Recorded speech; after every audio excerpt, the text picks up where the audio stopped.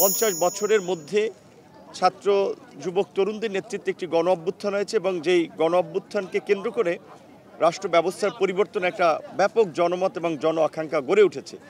সেটির প্রতি সম্মান দেখিয়ে গণ অভ্যুত্থানের সরকার বিভিন্ন সংস্কারের লক্ষ্যে সংস্কার কমিটির পাশাপাশি এটি জাতীয় ঐক্যমত্য কমিশন করে দিয়েছিল। তারা গণ অভ্যুত্থানের অংশীজনদের সাথে প্রায় 9 মাসের মতো দীর্ঘ আলাপ আলোচনা শেষে তারা একটি জুলাই জাতীয় সনদ প্রণয়ন করেছে, যেটি জাতীয় ঐক্যমত্যের ভিত্তিতেই প্রণীত হয়েছে। এখানে বাস্তবায়ন প্রক্রিয়া নিয়ে হয়তো রাজনৈতিক দলগুলোর কিছুটা মতভেদ ছিল।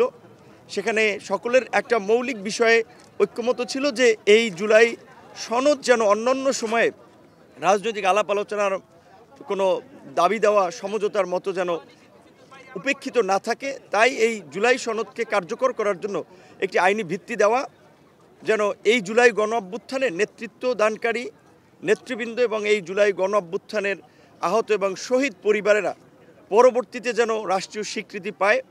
তো এইখানে এই জুলাই সনদের ক্ষেত্রে শহীদ পরিবার এবং আহতদের স্বীকৃতির বিষয়ে তাদের পুনর্বাসন এবং এই গণ অভ্যুত্থানে অংশগ্রহণকারী নেতৃবৃন্দের সুরক্ষার বিষয়টা কিছুটা শুরুর দিকে অস্পষ্ট ছিল, যার ফলে আজকে আমরা দেখেছি সারা দেশের কিছু বিক্ষুব্ধ এই আমাদের জুলাই যোদ্ধারা এই অনুষ্ঠানে এসেছিল, যার ফলে একটা অপ্রীতিকর পরিস্থিতি ঘটেছিল।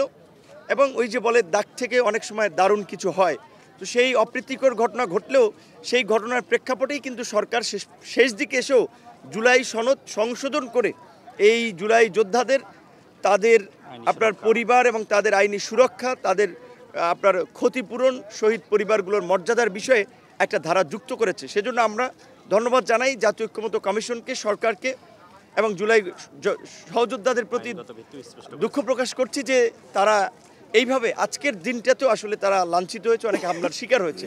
এখন একটি বিষয় এখনও কিছুটা ধোঁয়াশা আছে বা অস্পষ্টতা আছে যে এই আইনি ভিত্তিতে কি প্রক্রিয়ায় দেওয়া হবে, কিভাবে, সেটি কি নির্বাচনের আগে না নির্বাচনের পরে। অনেকগুলো রাজনৈতিক দল এবং আন্দোলনকারী নেতৃবৃন্দের দাবি ছিল যে জাতীয় নির্বাচনের পূর্বেই একটি গণভোটের মাধ্যমে এর একটা বৈধতা প্রদান করা, এবং রাজনৈতিক দলগুলো আবার অনেকে বলেছে যে একই সাথে জাতীয় নির্বাচনের সাথে এটার একটা গণভোট করা। তো যেহেতু জাতীয় নির্বাচনের সময় বাকি আছে 4 মাস এবং দেশের বর্তমান যে পরিস্থিতি, তাতে এই মুহূর্তে আসলে জাতীয় নির্বাচন অনিবার্য এবং জাতীয় নির্বাচন জরুরি হয়ে পড়ছে। সেই বাস্তবতায় প্রশাসনেরও যে আমরা একটা স্থবির অবস্থা, একটা ধীর গতি দেখি, সেইখানে আসলে দুটো নির্বাচন আয়োজন করাটা অনেক ক্ষেত্রে এটি অবাস্তব অনেকের কাছে মনে হচ্ছে। সেজন্য বিশেষজ্ঞরা মত দিয়েছেন যে একই সাথে এটির গণভোটটা করা। তো গণ অধিকার পরিষদ সবসময় জাতীয় ঐক্য এবং জাতীয় নেতৃবৃন্দের মতামতের উপর জোর দিয়েছে। আমরা মনে করি যেইটুকু এখনও আমাদের অমীমাংসিত আছে সেইটুকু এখনও যেহেতু আলাপ আলোচনার সুযোগ আছে, জাতীয় ঐক্যমত্য কমিশনও বলেছে সেই আলাপ আলোচনার মধ্যে দিয়েই ফাইনালটা নির্ধারণ করতে হবে যে গণভোটটা নির্বাচনের আগে হবে না পরে হবে। তবে আমরা আজকে কেন স্বাক্ষর করেছি সেই বিষয়টি যদি অনেক ক্ষেত্রে বলা হয়, এই সরকার আমাদের সকলের সমর্থিত সরকার, আমাদের সহযোগিতা নিয়ে তারা রাষ্ট্র চালাচ্ছে। কাজেই এইরকম একটা ঐতিহাসিক মুহূর্তে এই ঐতিহাসিক সনদের ক্ষেত্রে যদি আমরা শেষ দিকে এসে স্বাক্ষর না করি, সেটা আসলে এই আন্দোলনের প্রতি কার্যত অসম্মান প্রদর্শন করা হয়। সরকারকে সহযোগিতা করার মনোভাব এবং আমাদের এই আন্দোলনের ত্যাগের প্রতি সম্মান জানিয়েই আমরা আজকে এই স্বাক্ষর করেছি।